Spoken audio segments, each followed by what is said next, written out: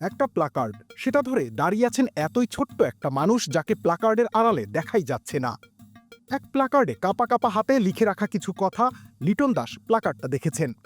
ম্যাচের সময় সেই কথাগুলোই তাকে তাতিয়ে দিয়েছিল নিশ্চয়ই। লিটন গর্জে উঠেছিলেন, খেলেছেন ৭০ রানের অনবদ্য এক ইনিংস, দলকে ম্যাচ জিতিয়েছেন।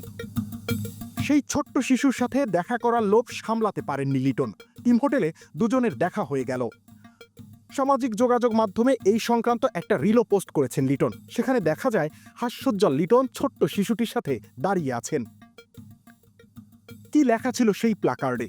লেখা ছিল, কেউ যদি তোমার পাশে না থাকে তারপরও আমি শেষ ভক্ত হিসেবে তোমার পাশে থাকব। এই লেখার একটা প্রেক্ষাপট আছে। প্রেক্ষাপটে আছে লিটন দাসের অফ ফর্মের ইতিহাস। ম্যাজিক হার্বাল টুথপেস্ট দূর করে দুর্গন্ধ সৃষ্টিকারী দাঁতের সমস্যা। ইয়েস, দেখাও তোমার ম্যাজিক। নিজেকে ফর্মে ফেরানোর লড়াইয়ের পাশাপাশি তাকে লড়াই করতে হচ্ছে নিজ দেশের দর্শকদের সাথেও।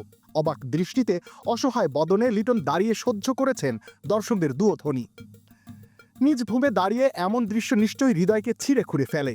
বিক্ষিপ্ত কাচের টুকরোর মতো চুরমার হয়েছিল লিটনের অন্তর। এই দৃশ্যটা ভাইরাল হয়েছিল ফেসবুকে। এরপর ঢাকা ক্যাপিটালস দলকে পাশে পেয়েছিলেন লিটন দাস। এর পরের দিন মাঠে নেমে দেখলেন তার ভক্তের কোনো শেষ নেই।